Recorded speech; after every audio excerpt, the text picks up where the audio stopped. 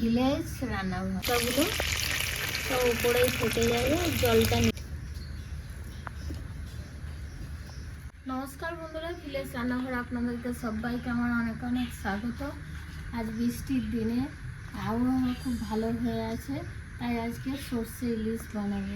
তো সর্ষে ইলিশটা আজকে কীভাবে বানাবো অবশ্যই পুরো রেসিপিটা আপনারা প্রথম থেকে শেষ পর্যন্ত দেখবেন।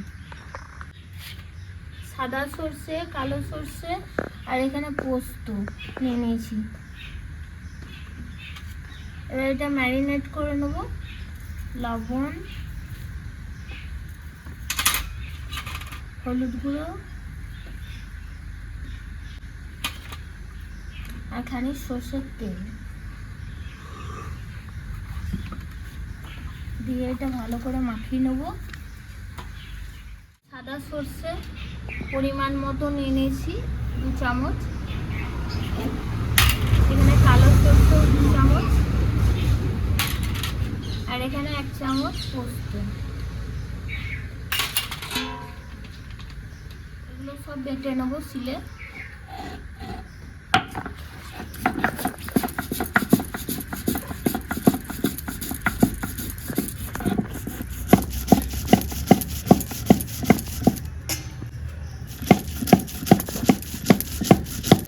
সাদা সর্ষে পোস্ত আমার বাটা হয়ে গেল। এবার শিলের থেকে বাটিতে তুলে নেব।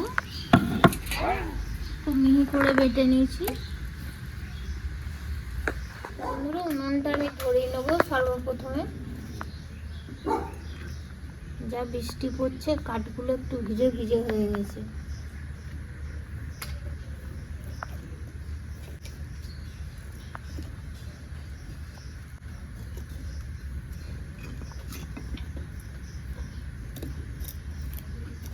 এবার কড়াইটা বসিয়ে দেবো।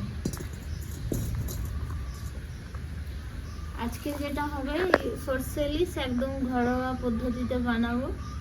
তো খেতে খুব সুস্বাদু আর খুব ভালো লাগবে। আর ইলিশ মাছ কার না ভালো লাগে বন্ধুরা, কম বেশি সবাই পছন্দ করে। তো আজকে আপনাদের দাদা একটু বাইরে গেছে, আসতে একটু দেরি হবে। সর্বপ্রথম কড়াইয়ে আমি সর্ষের তেল ঢেলে দেবো। সর্ষেটা আমি ভালো করে গুলে নিয়েছি। এবার ছাকনা করে নেবো। ছাকনা করে দিলে খুব ভালো হয়। উপরে ছিলকাগুলো সব উপরেই থেকে যাবে, জলটা নিচে পড়ে যাবে।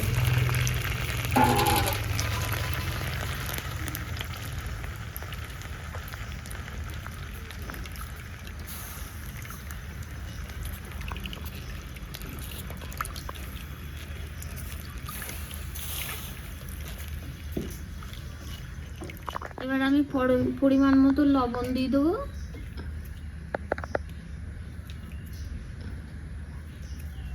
পরিমাণ মতো হলুদ গুঁড়ো,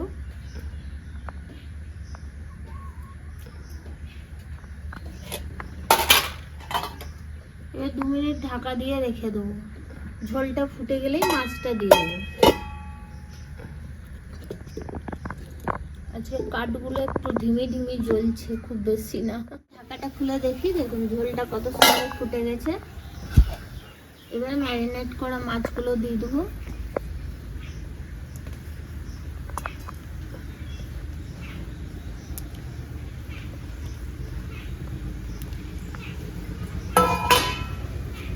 এর উপরে চেরা লঙ্কা 4-5টা এখানে চেরা লঙ্কা নিয়ে নিয়েছি।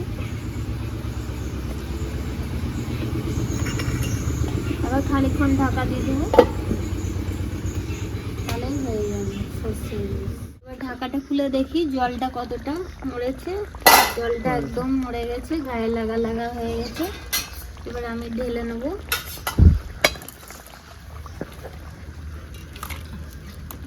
সর্ষে ইলিশ করে দেখি সর্ষে ইলিশ কেমন হয়েছে।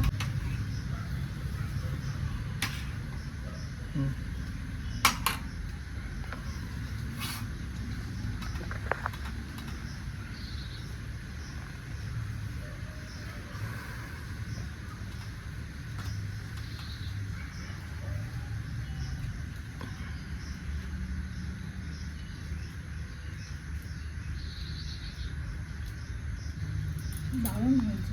আর বাঙালির তো খুব প্রিয়, একটু ইলিশ মাছের ঝাল হলে গরম ভাতের সাথে খুব জমে যায় আর খেতেও খুব ভালো লাগে। তো রেসিপিটা যদি ভালো লেগে থাকে তো কমেন্টের মাধ্যমে জানাবেন, আর ভিলেজ রান্নাঘর চ্যানেলটিকে ফলো করবেন, সাপোর্ট করবেন আর সবাইকে দেখার সুযোগ করে দেবেন।